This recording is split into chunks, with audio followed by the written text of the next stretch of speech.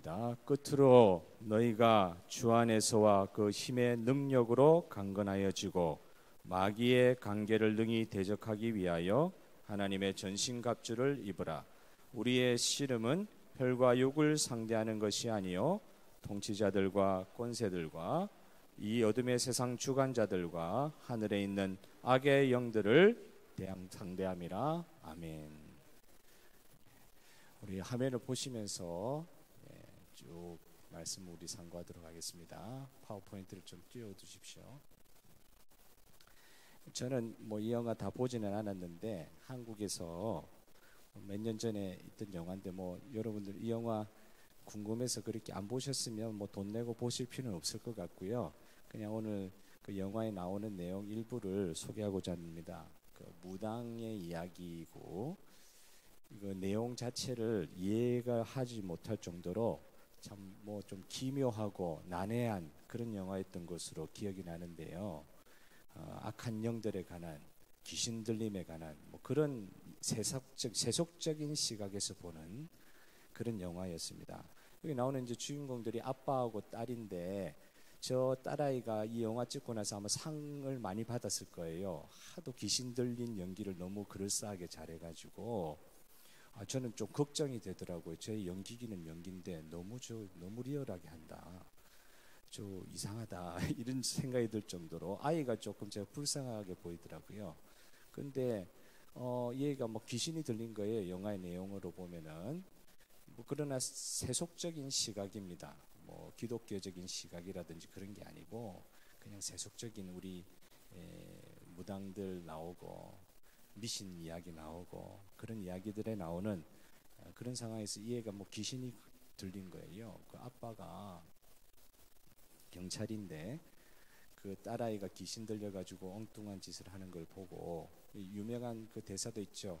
뭐가 중한디 애가 조그만 애가 그런 이야기를 한단 말이에요. 귀신 들려가지고. 그래서는 그 아파하고 힘들어하는 아이를 보고 아빠가 어떻게 할 수가 없어가지고 눈물 흘리면서 지금 쳐다보는 장면. 저도 딸아이가 있고 하니까 저 장면이 그렇게 남의 이야기 같이 느껴지지가 않고 도와주려고 해도 도와줄 수 있어야 말이죠.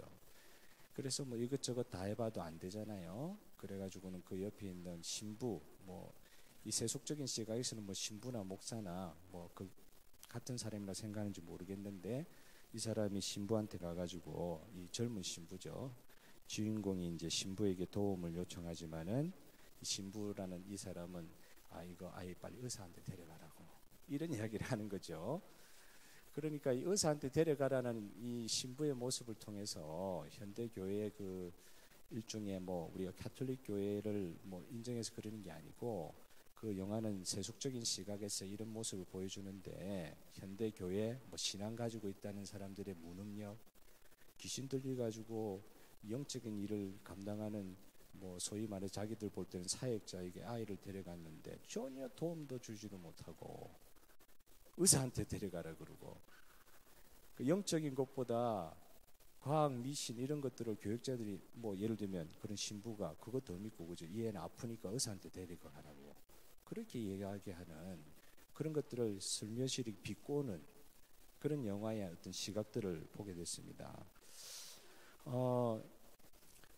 다른 예화가 우리가 이제 교회 안에서 귀신 축사 사역을 하는 교회들도 있고 그런데 이렇게 하는 교회들도 있지만은 우리가 지금 하나 생각해 봐야 될 게 뭐가 있냐면 소위 우리 진영이라고 하는 우리 쪽 말씀 중심의 그런 교회에 계시는 그 존 메가더라는 미국의 유명한 목사님이 계신데 그분이 하신 말이 있어요. 영적 전쟁이란 하나님과 그분의 진리가 사탄과 그의 거짓말들과 겨루는 우주적 규모의 전쟁을 말한다. 이제 목사님 하신 말인데 그것은 하나님의 뜻과 사탄의 뜻이 맞선 존재이고 하나님과 그분이 예전에 만드셨던 가장 높은 피조물 이건 미카엘 말하는 거 아니겠습니까? 사탄의 원형 연루된 우주적인 싸움이다. 이런 교리적인 정의를 내리신 적이 있어요. 그런데 이 말을 그냥 들어가지고는 조금 와닿지를 않아요. 조금 더 살펴볼 필요가 있습니다. 오늘 읽었던 말씀 에베소서 6장 10절 12절 말씀 끝으로 너희가 주 안에서와 그 힘의 능력으로 강건하여 주고. 따라오고 계십니까? 따라오고 계시죠? 예, 그거 그대로 해주세요. 파워포인트 그대로 해주세요. 끝으로 너희가 주 안에서와 그 힘의 능력으로 강건하여 주고 마귀의 관계를 능히 대적하기 위하여 하나님의 전신갑주를 입으라. 우리의 씨름은 혈과 육을 상대하는 것이 아니요 통치자들과 권세들과 이 어둠의 세상 주관자들과 하늘에 있는 악의 영들을 상대함이라. 이 영적 전투의 하나의 정확한 진단이잖아요. 정의고 성경적인 정의를 가지고 다시 한번 살펴볼 필요가 있다. 그 영적 전쟁이 뭐냐? 우리가 이제 볼 때 영적 전쟁에 대한 잘못된 이해들이 있습니다. 이게 영적이라는 말을 가지고 이야기를 하다 보니까 보이지 않는 일, 눈에 보이지 않는 게 다 영적인 일이다 이래가지고는 보이지 않는 일에 한정돼가지고 영적 전투를 이야기하는 경향이 있어요. 공중에 붕 떠다니는 실제가 정확하게 규정되지 않는 그걸 가지고 한정해가지고 그게 영적 전투에 일어나는 일들이다. 그래서는 또 다른 하나의 또 극단은 뭐냐면 마귀와의 영적인 능력의 대결이다. 예수의 힘과 마귀의 힘이 싸우는 게 영적 전투다. 그렇게 이해하는 경향도 있습니다. 그래서 예수님의 힘이 더 세기 때문에 약한 마귀의 힘을 몰아내는 게 영적 전투다. 근데 여기서 잘못 생각할 수 있는 것은 마귀나 하나님이나 같이 동급으로 싸우는 게 되는 거예요. 여러분 우리는 그렇게 믿지 않습니다. 맞습니까? 기독교 신앙은요 궁극적으로 이원론적인 대립, 하나님과 사탄의 대립, 그걸 영적 투쟁이라 하지 않아요. 기독교 신앙은 하나님 중심의 이론론적인 세계관을 중시해야 됩니다. 하나님의 힘이 더 세기 때문에 악한 영, 마귀의 영을, 약한 그 영, 악에서 영을 하나님의 힘으로 쫓아낸다. 그렇게만 이야기해가지고는 하나님의 영과 사탄의 영이 싸움하는 게 영적 전투다? 아니요. 그거는 이원론이란 말이죠. 이원론. 하나님의 힘과 사탄의 힘이 싸운다. 아니다. 뒤에도 보시겠지만 하나님 중심, 하나님이 이미 전쟁은 이겨놓으셨다는 것을 우리가 전제로 이 영적 전쟁을 이야기해야 되는 줄 믿으시길 바랍니다.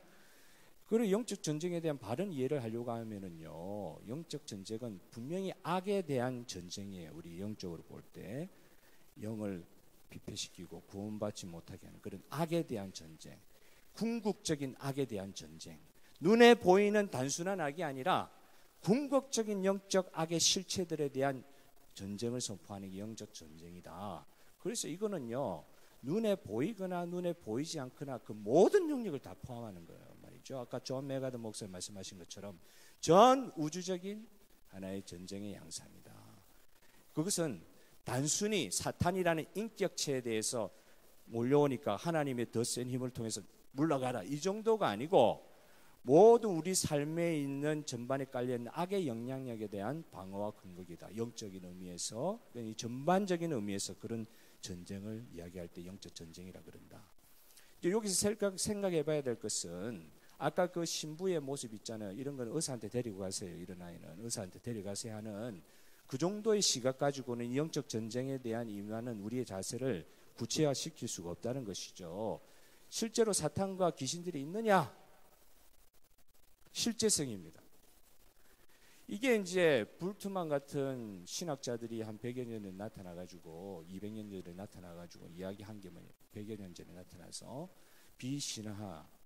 그런 성경에 있는 내용은 실제 일어난 일하고 그냥 신화적인 이야기하고 좀 구분해서 읽어야 된다. 그런 이야기를 하면서 굉장히 합리주의적이고 이성주의적인 시각으로만 성경을 보려고 하는 시각들이 교회 안에 자리 잡게 됐다는 것이죠.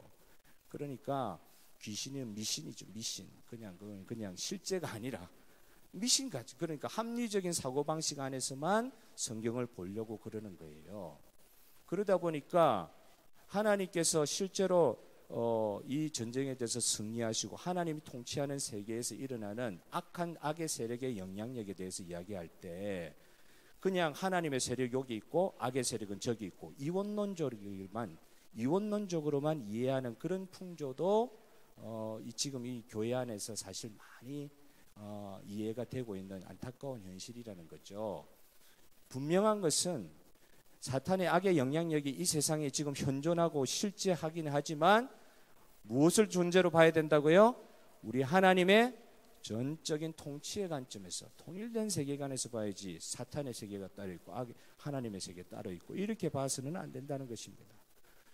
그래서 더군다나 우리 믿는 사람들도 귀신의 이거 인격성을 부정하는 데까지 나아가가지고요, 영적 세계에 대한 부정함, 그러니까 하나님의 그렇게 뭐 이건 미신이다, 이거는 그냥 눈에 보이지 않는 거니까 실제가 아니다, 이런 식으로 이해하다 보니까 하나님의 주권적인 인도하심과 인격성 또한 부인하는, 우리가 예수를 믿게 된 것이 영으로 말미암아 하나님의 성령으로 말미암아 예수를 주로 고백하게 된 것인데, 너무 이제 이렇게 합리적인 이성적인 사고 때문에 귀신의 인격성 부정하는 것뿐만 아니라 우리가 믿는 하나님을 대할 때에 그 영적인 하나님의 임재와 하나님의 함께하심의 그런 부분에 있어서 약화된 있는 부분들이 현재 교회에 그렇게 적지 않다고 이야기할 수밖에 없는 현실이다.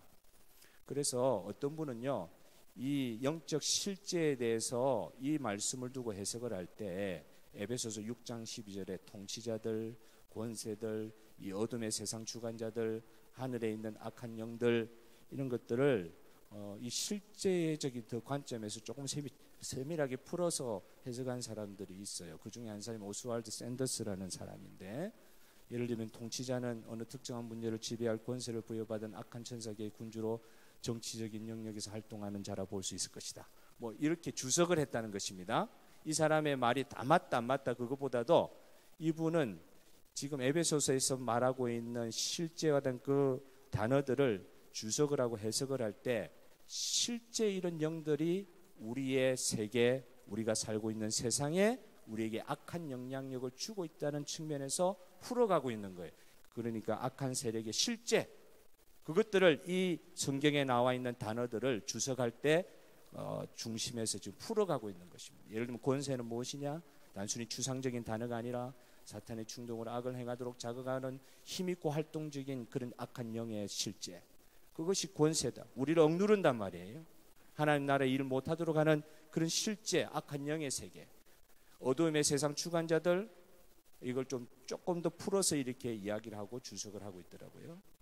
하늘에 있는 악한 영들, 빛들의 천사로 가장하여 신앙의 세계로 침투해 들어와 있는 영, 예를 들면 이단의 영 말이죠. 이단이 처음과 끝이 다르잖아요. 광명의 천사로 가장하여 하나님의 회중 가운데, 하나님의 귀한 교회 가운데 들어와 있는 이단들도 이런 영들의 지배를 받는 사람들 것이다. 그렇게 이제 주석하고 있는 것입니다. 결국 악한 영의 실제에 대해서 이야기를 하고 있는데, 이런 부분에서 C.S. 루이스라는 사람은 악마, 그런 귀신, 마귀, 사탄, 악마에 대한 우리 인간이 빠질 수 있는 같으면서도 상반되는 두 가지 오류가 있다고 간파하고 있어요. 첫째는 그 악한 존재에 대해 그들의 존재를 믿지 않는 하나의 방향이 있고, 두 번째 다른 방향은 그들을 향해 지나치게 건강하지 못한 관심을 갖는 거. 양극이 통해요. 항상 보면 악마들은요, 이 귀신들은 이 두 가지 오류에 모두 똑같이 기뻐하고 있다는 거예요. 우리 성도들이 영의 악한 영의 실체에 대해서 하나는 아예 그걸 믿지 않으려고 하는 그런 관점과, 또 하나는 너무 건강하지 못한 관점으로 뭐 감기만 걸려도 감기 귀신아 물러가라, 뭐 이런 식의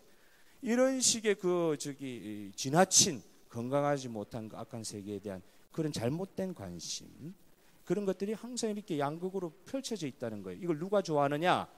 그의 유명한 책 스크루테이프의 편지에 나오는 그 악마에 관한 이야기, 귀신에 관한 이야기인데, 유물론자, 이것은 이성주의만 따라가는 공산주의자들, 그죠? 모든 게 과학적으로만 설명하는 사람들, 그 정반대 신비주의자들, 마술사, 양극에 있는 사람들이 결국은 통하고 진리를 제대로 간파해내지 못하고 있다고 C.S. 루이스라는 사람이 지적하고 있는데, 의미가 있다고 생각합니다.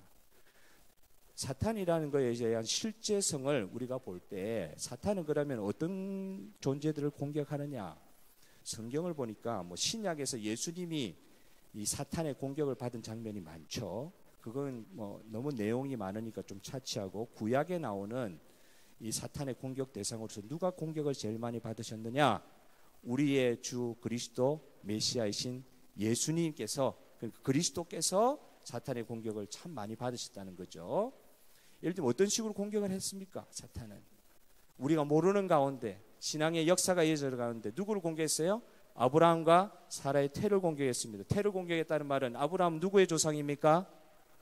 오늘 아침에도 우리가 큐티하면서 봤는데 아브라함은 누구 조상이에요? 예수님의 조상이잖아요. 다윗의 조상이기도 하고 예수님의 조상이기도 하잖아요. 사라의 태를 통해서 이삭이 태어나지 않았으면은 하나님의 약속된 말씀이 실현되지 못했는데 그거 못하도록 했던 일들이 창세기 11장 30절에도 나오고요. 어떤 식으로요? 사례는 임신하지 못함으로 자식이 없었더라. 자식이 없었을 뿐만 아니라 어떤 일들이 일어납니까? 사라가 너무 아름다워가지고 두 번이나 애굽에 있는 왕도 그랬고 저 블레셋 땅에 있는 그랄랑 아비멜렉을 통해서도 사라를 자기의 와이프로 데려가려고 해요. 왕이 데려가는데 나그네는 뺏길 수밖에 없잖아요. 그러니까 남편이 있는 여자인데도 왕은 데려갈 수 있단 말이에요. 그럼 애굽을 통해서 애굽의 왕을 통해서 블레셋 그 왕을 통해 가지고 이스라엘의 씨 다윗의 씨가 태어나지 못하는 그런 공격을 받은 적이 분명히 있습니다. 이 사탄은 창세기 3장 15절부터 계속해서 원시 복음이잖아요. 사탄은 메시아의 발목을 문다고 그랬어요. 그 영적인 공격이 메시아의 구속의 사역을 감당하지 못하게 하시려고 메시아가 이 세상에 성육신해 가지고 당하는 그때만 공격한 게 아니라 메시아가 오시기 한참 전에 그때부터 아니요 창세 때부터 계속해서 하나님의 구속 사역을 못하게 하려는 그런 이 공격들을 이 영적인 세력들이 감행을 했다는 거죠. 그럴 뿐만 오늘 아침에 읽었던 내용이죠. 다윗의 씨가 극하게 위협받는 상황도 있었죠. 누구예요? 아달랴를 통해 가지고 유다의 왕조의 왕자들이 다 죽었단 말이죠. 왜요? 자기 아들 아하시아가 죽은 것 때문에 자기 손잡벌 되는 애들을 다 죽여버린 거예요. 보통 여자가 아니죠. 그때 6년 동안 아달랴는 다윗의 씨 왕자들 다 죽인 줄 알고 있었는데 7년째 되던 때에 요야다가 요아스를 왕으로 세우면서 쿠데타를 일으키죠. 아달랴를 자기 그 어머니 이세벨과 같이 처단하는 이야기를 오늘 아침 우리가 성경을 통해서 읽었습니다. 다 죽은 줄 알았어요. 다윗의 씨가 다 죽은 줄 알았어요. 절대절명의 순간들이 있었습니다. 그때 다 죽었으면 왕자들 진짜 아달랴의 손에 다 죽어버렸으면 다윗의 씨는 연결되지 못하는 거예요. 그렇게 성경의 역사를 보면은 계속해서 이 어려움입니다. 하나님의 그 구속의 역사, 유다 민족 중에서도 예수님이 태어날 그 족보의 이 사건들이 일어나게 해가지고 이어지지 못하게 하는 포로기로 다 끌려갔잖아요. 유다 왕의 족보에서 예수님이 태어나게 되는데 유다 왕들이 또 끌려갑니다. 바벨론으로 끌려갑니다. 애굽에 종속되기도 하고 바벨론으로 1차로 포로로 끌려가기도 하고 2차로 또 끌려가기도 하고 3차로 끌려가기도 하고 시드기야까지 왕의 씨가 완전히 말라버리고 왕족들이 다 바벨론으로 끌려가니 그 이후에 유다의 어디에서 이미 예언서에 나와 있는 것처럼 베들레헴 어디에서 메시아가 태어날 것인데 분명히 예언이 되어 있음에도 불구하고 그 조상들은 왕족이 포로로 다 끌려갔으니 그 어려운 일이죠. 하나님의 구속의 역사는 이어지는데 사탄은 그렇게 놔두지 않는 거예요. 여호야긴 같은 경우에 시드기야 그 전에 여호야긴이 끌려갔잖아요. 여호야긴이 바벨론을 끌려놨다가 그 앞에 보면은 바벨론에서도 풀려나는 이야기가 있어요. 거기서 포로기한을 해가지고 이 여고냐라는 말로 단어로 나오는데 알고 보니까 끌려갔던 여호야긴 왕 예수님의 조상이에요. 예수님의 조상이 다시 예루살렘으로 돌아오는데 그 사람이 돌아온 것이 아니고 그의 후손들이 스알디엘 그 다음에 스룹바벨이 바벨론 1차 포로기한 때 돌아온 사람이 그 사람의 자손들이 예루살렘 땅에 남아서 시가 유지가 돼서 다윗의 정말 시를 통해서 하나님 말씀한 것처럼 예수님이 태어나기까지 수많은 그리스도의 태어나심 메시아 오심에 대한 방해 세력들이 영적으로 그 역사를 지배하고 있었단 말이죠. 그 가운데 주님께서 정말로 메시아로 태어나시고 오늘 우리와 저와 여러분의 구주가 되신 주님의 이름을 찬양하기를 원합니다. 그렇게 어려운 과정을 통과했어요. 성경에 보는 내용 그대로 영적인 그냥 아무 때나 그냥 된 게 아니고 순간순간 씨가 말라버릴 정도로 어려운 그런 상황을 통과하면서 주님께서 포로로 끌려갔다가 다시 주님께서 포로에서 돌아오시는 것도 주님이 돌아오셨다고 표현되어 있거든요. 그렇게 해서 결국 메시아로 족보에까지 이어지는 데까지 오는 그 과정이 쉽지가 않았습니다. 그리스도의 족보를, 그리스도의 씨를 말리기 위해서 사탄이 얼마나 공격을 했는지 모릅니다. 그리스도만 공격을 합니까? 그리스도가 자기 핏값으로 사신 성도들을 얼마나 또 공격합니까? 성도들이 그냥 단순히 영적인 어떤 그걸 한쪽 부분으로만 해석을 해가지고 영적인 공격을 너무 이게 도식해 버린 경향이 있는데, 성도를 향한 사탄의 공격이 그렇게 간단하지가 않습니다. 우리의 구원관에도 관련을 해가지고 은혜로만 구원받는 그 구원관을 공격을 해가지고 공로주의 구원관으로 만들어서요, 사람이 참 예수 그리스도의 복음의 단계까지 그 은혜로까지 못 나오게 만드는, 성도도 헷갈리게 만드는 거, 힘들게 만드는 거, 바른 신학을 못 가지게 만드는 거예요. 아까 이야기한 것처럼 한쪽으로는 너무 치우쳐가지고 미신적인 전승, 혼합주의에 빠지기도 하고요, 성도로 하여금 성경의 진리를 미혹받기도 하고요. 거듭난 성도는 자신의 영혼 속에 여전히 죄성의 실체가 활동하고 있다는 사실을 겸허하게 인정해야 됨에도 불구하고요, 잘못된 신학은요, 죄의 문제는 더 이상 우리에게 문제가 되지 않는다고 그렇게 이야기하기도 하고요, 성경의 진리에 대해서 아리까리하게 만든, 죄송합니다, 사투리 써서 미혹을 한단 말이에요. 제대로 하나님 못 믿게 만드는 거예요. 그게 그 단순히 내가 바른 믿음에 있다, 잘못된 믿음에 있다, 그런 게 아니라 사람의 그 모든 지정의를 가지고 있는 사람의 그 전 인격을 예수 그리스도의 복음으로 나아가는데 방해될 만한 모든 것을 다 사용해 가지고 성도를 공격하는 게 사탄의 전술이다. 예를 들면 로마서에서 그렇게 이야기 많이 했듯이 육체에서 있고 성령에서 싸우는 가운데 성도들이 낭망하고 시험에 드는 경우들이 많이 있잖아요. 귀신들의 방어선이 있습니다. 이 사탄의 영적 악한 세력들의 최종의 방어선이 있습니다. 어디에 잘 최종이 이렇게 선을 생각합니까? 사람들이 예수 그리스도의 구원의 빛으로 나오지 못하게 하는 거예요. 예수 믿으려고 하면은 딱 걸리게 만드는 거예요. 전도 해보시면 많이 느끼실 것입니다. 교회 오기로 했던 사람이 제때 나오는 사람 제가 많이 못 봤어요.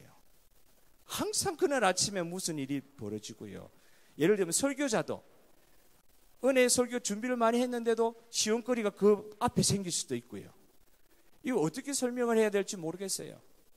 근데 제일 이 악한 영의 세력들이 관심, 성도에게 공격 포인트를 삼는 건 뭐냐?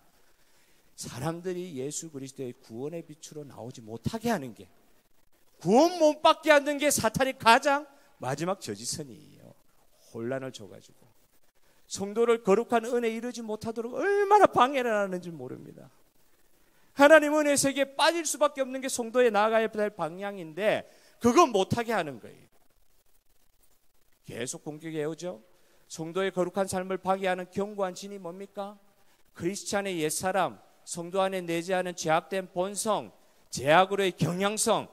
예수 믿고 바로 천사와 같이 변화되면 좋은데 그 원죄의 뿌리들이 남아서, 그죠? 성화의 과정을 거치는 가운데 영화의 단계까지 이르기 전에 겪을 수밖에 없는 내적인 전투 투쟁, 그 죄로 향하는 그 경향성, 그게 여러분 다 경험하시잖아요. 안 그런 척 해서 여러분 다 그러시지만 지금 제가 설교하니까 저 혼자 이제 이야기하는 건데 여러분도 그걸 너무 많이 경험하시잖아요. 육신이 연약하여, 마음은 온이로도 육신이 연약하여 할 수 없는 부분들, 견고한 진과 같이 사로잡고 있는 우리 마음이 이걸 항상 꼬투리로 잡고 우리를 얼마나 괴롭힙니까?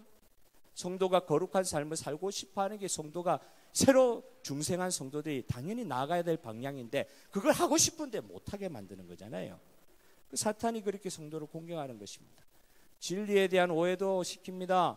하나님께로부터 나신 자가 그 성도를 지키심에 악한 자가, 사탄이, 악한 영이 그를 만지지도 못하느니라. 이게 하나님의 말씀이잖아요. 이 성도가 받은 특권의 진리에 대해서 성도를 하여금 또 무지와 불신으로 인해 이 진리가 가려져 있는 경우 얼마나 많습니까? 얼마나 두려움에 떱니까? 얼마나 시험에 또 빠져서는 일어나지를 못합니까? 이 특권을 우리가 가지고 있음에도 불구하고 많은 경우 가리워져 있는 경우가 많이 있다는 거예요. 이 사탄이 그렇게 사람의 마음을 이용하는 것입니다. 미움 없습니까? 분노, 원한, 용서치 못하는 것, 정욕, 음란, 간음, 그리고 술 취함, 성경에 몇 가지 예를 지금 가져온 것입니다. 이런 것들을 통하여 악한 영에게 우리에게 영향력을 행사할 수 있도록 우리가 문을 크게 열어주는 결과를 가져오는 것이잖아요. 그러니까 이것들을 피해야 되는데, 이걸 죄와 싸워 이겨야 되는데, 이제 이런 부분들을 사탄이 그렇게 공격을 하는 것이잖아요. 성도를 끝까지 공격하는 것입니다. 제일 큰 공격이 무엇입니까? 궁극적으로는 복음 전파를 방해합니다. 사탄이 인류를 미혹하는 최대의 목적은 할 수 있는 한 예수 그리스도의 복음을 혼미케 하여 교회라 할지라도 구원의 능력을 믿지 않는 영혼들에게 미치지 못하게 하는데 사탄의 큰 목적이 있는 거예요. 그 영적 공격의 목적이 있는 거예요. 왜 교회들이 혼란합니까?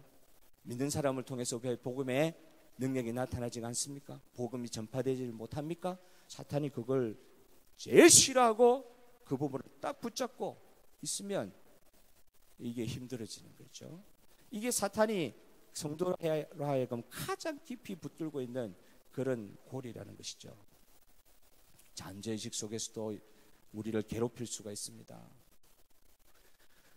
성도 명예, 이것이 원래 나쁜 것은 아닌데 그것이 오히려 물질 만능주의의 근원적으로 이게 이제 마귀적이라는 것은 그걸 이용해 가지고 사탄이 얼마나 우리로 하여금 천국에 대한 소망도 다 잃어버리게 하고, 그거 쫓다가 어느 순간 주님 부르시는 순간 다 손 내려놓고 다 가야 되는데 이것 쫓게만 만들어 가지고 결국은 주님 앞에 드려야 될 합당한 삶을 살지 못하고 복음의 영광 가운데 살지 못하는 그런 경우들도 없지 않아 있다는 것이죠. 사탄의 공격 대상이 성도에게만 있습니까? 공동체적으로 교회에 대한 사탄의 공격은 어떻습니까? 마귀의 최대 공격 대상은 예수 그리스도의 교회입니다. 이걸 무너뜨리면 사탄이 자기 원하는 걸 취할 수 있거든요. 그 교회를 얼마나 공격하는지 몰라요. 마귀는 세상에 하나님을 대항하는 모든 영역을 그 세력 아래 두고 있지만 어디만요? 오직 교회만은 장악하지 못하고 있는 줄 믿으시기를 바랍니다. 그래서 공격의 대상이에요. 이 마지막 때에 세상은 다 사탄 것입니다. 성경에 그렇게 이야기해 놓으셨어요. 세상에 우리께 있는 게 아니라 사탄의 영향력 아래 있단 말이에요. 그러나 세상으로부터 부름받아 세워진 하나님의 제자들의 공동체 교회만은 사탄이 지배하지 못한다. 왜? 예수 그리스도가 그 교회의 머리이시기 때문에 결단코 지배하지 못한다는 거예요. 교회가 우습게 보입니까? 사람들이 모여서 연약한 모습이 보이니까 교회가 아무것도 못할 것 같습니까? 아니요. 예수 그리스도가 머리 된 교회는 사탄이 건드리지 못합니다. 그거 장악하지 못하는 거예요.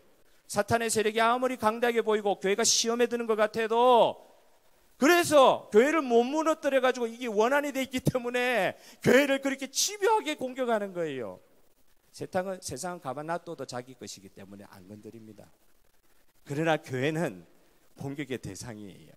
무너뜨려야 될 대상이기 때문에 자기 입장에서는 얼마나 공격을 하는지 모릅니다. 그러나 마귀의 계기로 인해 교회의 영광은 많은 부분 하나님의 자녀들에게 가려져 있는 경우가 있다고 이야기할 수도 있는 현실이죠. 너무 교회의 영광을 바라보지 못하고 시험 가운데서 벗어나지 못하고 그냥 자조적인 마음으로 그냥 힘을 잃고 살아가게 만드는 그런 악한 세력의 그런 영향력 안에 성도들이 아주 무방비하게 이렇게 떨어져 있는 경우들도 있다는 것이죠. 종교다원주의도 교회 안에 들어오게 합니다. 종교적 상대주의가 들어오게 합니다.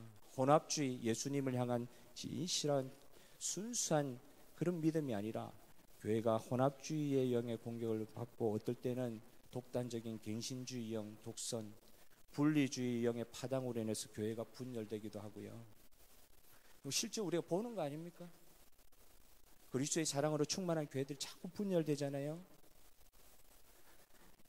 영지주의, 옛날에 초대교회에 있었던 혼합주의 영이 지금도 성령과 진리와는 전혀 상관없는 신비적인 요소로만 그냥 이상하게 예배를 드리는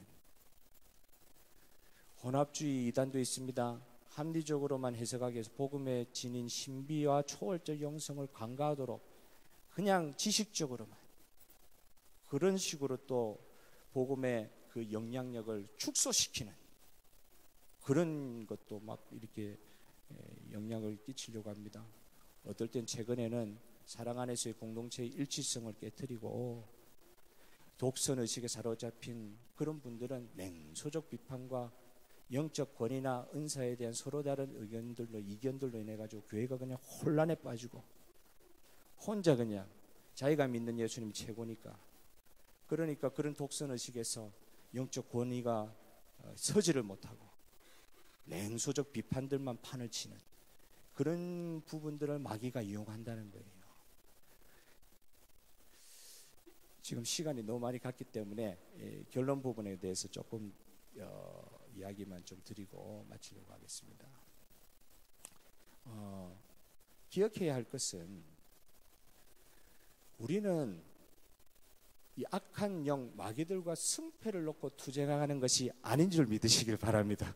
오늘 이 저녁에 우리가 하나 반드시 붙들어야 될 것은 우리는 예수 그리스도의 다 이루신 승리를 그 악한 영들 앞에 대적하며 선포하는 존재들이 된 것을 찬양하시길 바랍니다. 그게 제일 중요합니다. 지금 사탄의 세력이 막 이렇게 힘들게 하고 그렇다고 해가지고 하나님 세력과 사탄의 세력이 싸우면 이런 게 아닙니다. 악의 영향력이 있음에도 불구하고 이미 예수 그리스도를 통하여 구원이 선포될 때 우리 주 예수 그리스도의 십자가에서 이루신 승리가 저와 여러분의 승리인 줄 믿으시길 바라요. 그게 흔들려서는 안 돼요. 이걸 기억하시면서 이 말씀이 있죠. 너희는 하나님께 복종할지어다 마귀를 대적하라 그리하면 너희를 피하리라. 왜요? 예수 그리스도가 마귀를 이기셨으니까 우리도 그게 그냥 이렇게 녹놓고 있으면 안 돼요. 예수 그리스도 이기신 것처럼 우리도 대적하면 돼요. 그러면 사탄은 물러가게 돼 있습니다. 나사렛 예수 그리스도의 이름으로 하는 것이잖아요. 그래서 이런 부분에 있어서 기억할 것은 영적 분별, 영적 균형이 이 시대에 많이 필요한 것 같은데 이 영적 악한 세력들의 현존을 부인하는 이런 단순한 믿음, 눈에 보이는 것만 생각하는 이런 믿음은요, 그 영의 깊은 세계에 들어가서 우리에게 오는 그 영적인 대적과 싸움하는 그런 기도의 자리에 나가지도 못할 뿐더러 아주 나이브하게 상황들을 보기 때문에 쉽게 넘어지는 경우가 많다는 것이죠. 우리 이렇게 해서는 또 어리석게 이렇게 해서는 안 된다는 것입니다. 그와 또 반대로 극단적인 기신론을 전개시켜가지고는 사탄의 세력과 하나님 세력이 싸움하는 게 영적 전투다. 이 정도의 생각을 가진 이원론 가지고 있는 거. 여러분 하나님이 여러분 우리를 지으신 하나님이 사탄의 머리를 다 부서뜨리셨습니다. 그렇게 생각하고 있어야 되는데 이게 그냥 하나님 모든 게 막 그냥 귀신이 하는 것처럼 돼버리는. 귀신이 영향력이 있을 수 있지만 그게 우리가 사로잡힐 게 아니거든요. 한국적인 신앙들이 이렇게 잘못된 신앙들이 있습니다. 재래적인 귀신관념과 결합을 해가지고요. 이상한 데 가면 또 이상하게 하는 데가 있어요. 귀신을 괴롭게 떠난다 그러고 막 그죠? 불신자 사후 영혼이라 그렇게 이야기하는 데도 있고 병든 귀신을 추방하면 질병으로부터 나음을 받는다. 이런 식의 아주 얇은 말씀에 근거하지 못한 그런 이 악한 영에 대한 신학적 체계를 가지고 얼마나 많은 분들을 어렵게 만드는지 모른다는 거죠. 그래서 사실은 육감주의를 좀 경계할 필요가 있어요. 눈에 보이는 거, 이런 거. 쓰러지는 현상 모두가 귀신 추방 자체는 아닙니다. 사람 쓰러뜨리면 그게 능력이 있고 귀신 떠나간다고 그러는데 그럴 수도 있는데요. 그 자체가 그 현상이 귀신을 압도하는 하나님의 능력 권세다? 너무 얄팍하다. 귀신이 그거 한번 넘어졌다고 해가지고 귀신의 영향력 안에서 모두 해방되느냐? 아니요. 끊임없이 성화의 과정을 거쳐야 되잖아요. 귀신 추방 후 그 사람의 영혼에 뚜렷한 신앙적 변화도 없는데 한번 그냥 넘어졌다 그래요. 기도원에서 불 받아 넘어졌다 그러면 그 사람 변화된 것입니까? 많은 경우에 있어서 은사와 성령의 열매를 헷갈리는 경우들이 많이 있는 것 같아요. 그러니까 이런 눈에 보이는 이런 현상을 가지고 우리가 보는 영적 전투의 실체를 다 이야기했다. 그것으로 우리 영적 전투의 모든 실체는 다 이해했다. 이해했다. 극복했다. 이걸 뛰어넘는 하나님의 이 전 인생을 향한 전 인격을 통한 복음의 실체를 확인하기를 원합니다. 조나단 에드워트 같은 사람은 참된 거룩한 은총은요, 일반적인 은사를 통하여 주어지는 것이 대부분이고, 신자들은 이 같은 기적적인 은사들을 너무 기대하지 말아야 된다. 이 말은 기적이 없다는 말이 아니라 실제 일반어를 통해서 하나님의 말씀 통해서 주어지는, 특별히 계신 하나님의 말씀 통해서 주어지는 게 일반적으로 순종할 때 성도들에게 주어지는 놀라운 은혜의 역사들을 무시하면서 극약 처방들을 따라갈 때 생길 수 있는 육감적인 신앙 체험보다는 하나님 말씀에 근거한 객관적인 하나님의 특별 계시에 집중할 것을 강조하고 있습니다. 이런 현상들이 다 나쁘고 틀렸다는 건 아니에요. 그래, 그게 전부 다는 아닙니다. 뭐가 더 중요해요? 뭐가 더 중요하다고요? 하나님 말씀에 근거한 신앙의 체험들, 그걸 우리가 추구를 해야 된다는 것이죠. 우리가 어떤 경우에 어려움을 겪고 있습니까? 동일한 죄를 계속 범하는 경우, 습관적인 범죄나 중독적인 행위의 저변에는 언제나 마귀들이 만들어 놓은 함정이 있잖아요. 이런 것들을 통해서 우리 성도들을 어렵게 합니다. 진실한 회개, 성령의 새롭게 하시는 역사가 나타날 때까지 악한 세력은 더 이상 우리를 주장하지 못하고 추방되는 것, 하나님께서 그렇게 만들어 주시는 것 꼭 믿으시길 바랍니다. 이것도 이런 부분들하고 이제 영적 전투하는 거예요. 죄를 싸워 이긴다는 표현이 그런 거거든요. 영적 전투예요. 죄와 싸워 이기는 거예요. 그냥 나는 가만히 있고 분투하지도 않고 하나님 주신 은혜로, 맞습니다. 하나님 주신 은혜가 있지만 그 은혜를 통하여 끝까지 분투해야 되는 것이 영적 전투 아닙니까?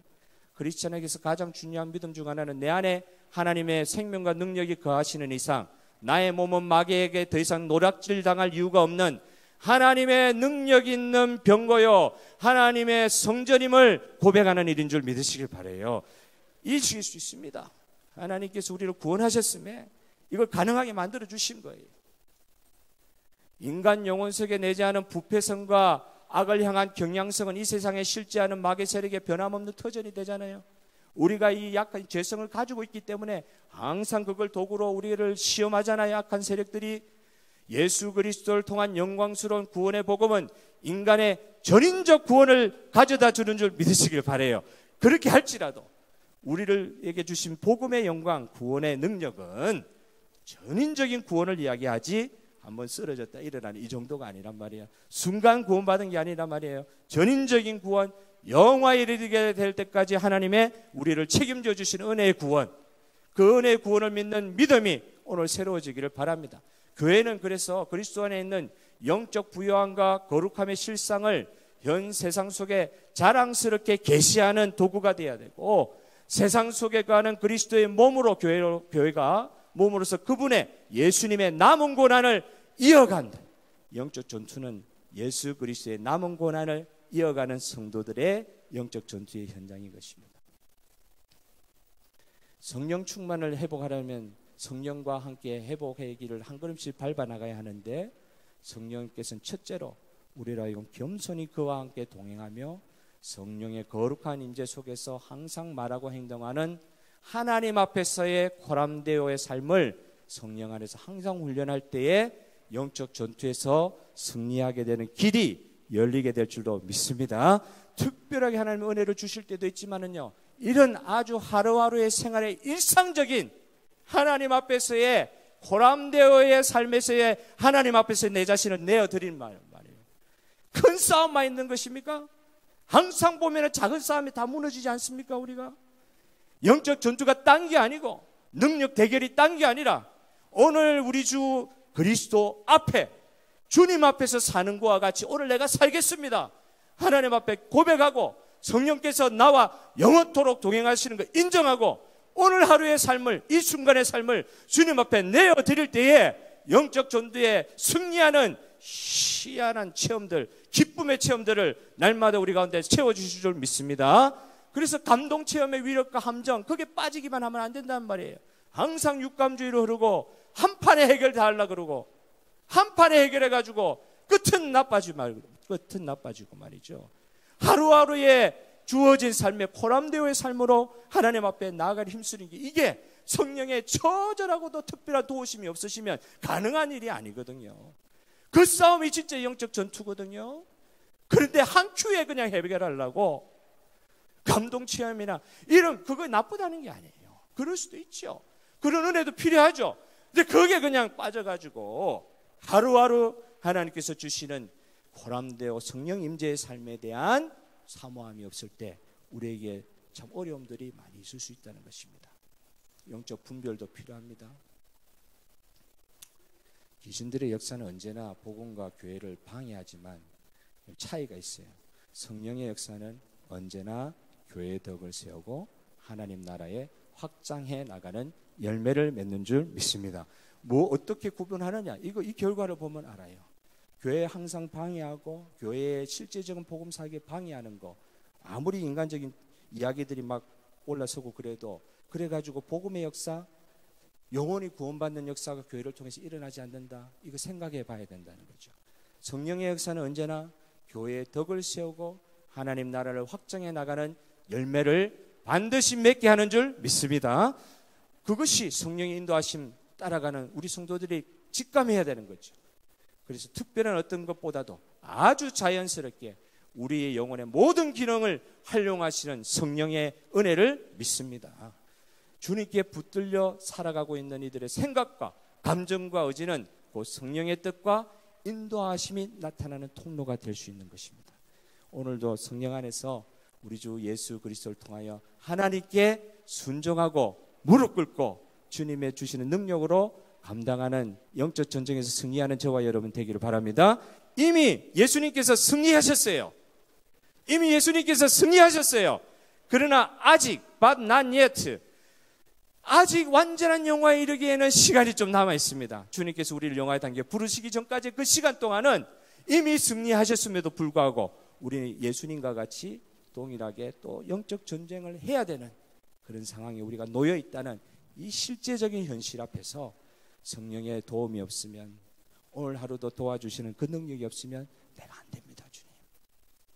주님, 오늘 하루의 삶에서 주님 성령의 마음을 아프게 하지 않고 성령의 인도하심을 반항하지 않고 오늘 하루의 삶을 통해서 성령의 인도함에 순종하는 하나님 앞에서의 삶을 감당할 때 영적인 승리의 실제를 경험하는 저와 여러분 되었으면 좋겠습니다. 이 시간 우리가 찬양하면서 기도로 나아가기를 원하는데요. 아까 불렀던 우리 찬송을 하시면서 우리 다 같이 한번 찬송합시다. 이